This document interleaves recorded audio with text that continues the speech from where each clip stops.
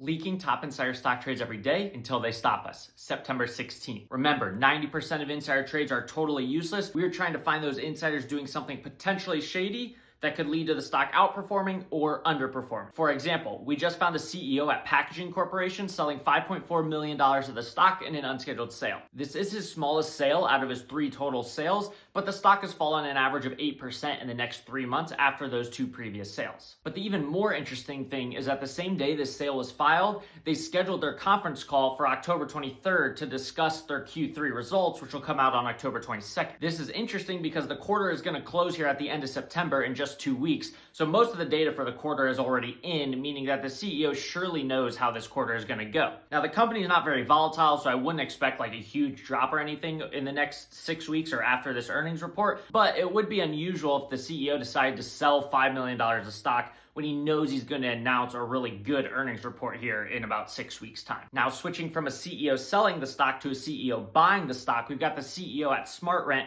joining 3 other insiders who have been buying up the stock even after its 70% run-up in the last 3 months. We now have 4 insiders that have bought the stock a total of 8 times over the last 6 weeks for about $1.5 million in purchases. It looks like they had to fire a CEO earlier in this year, and then the new CEO was just announced in mid-June, which is this CEO that joined and has now bought the stock 4 times himself and is leading these purchases. They've also implemented cost reduction programs and believe that revenue should start to accelerate through 2026. So this looks like a handful of insiders buying into this new CEO and this new turnaround plan they have in place, and we'll see how it plays out over the next year or so. Next up, we have Synopsys, and if you paid any attention to the tech market, you probably noticed that it fell 30% after a terrible earnings report, which was its worst day ever in the stock market. We now have the first insider purchase after this huge stock drop, with a director buying $150,000 of the stock for his first purchase ever and increasing his listed holdings by 18%. This is also the first time an insider has bought the stock in over 18 months, and you can head to joinyellowbrick.com and just type in the ticker SNPS, and you can also see a handful of recent stock pitches of other investors that are buying the dip. And last up, we've got the exec chairman at Ryan Specialty Holdings buying $14 million of the stock, which is his largest purchase ever. The stock is down 20% in the last 3 months, and if you listen to their most recent earnings call, they mentioned a very tough macro environment with falling property prices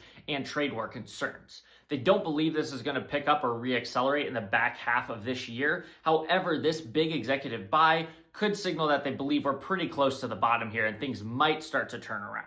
This may be one of those cases where you want to wait to actually see the business and the stock price turn around before you're buying, but it's very interesting to see the insider purchasing here. Find all the top insider trades at CEOWatcher.com.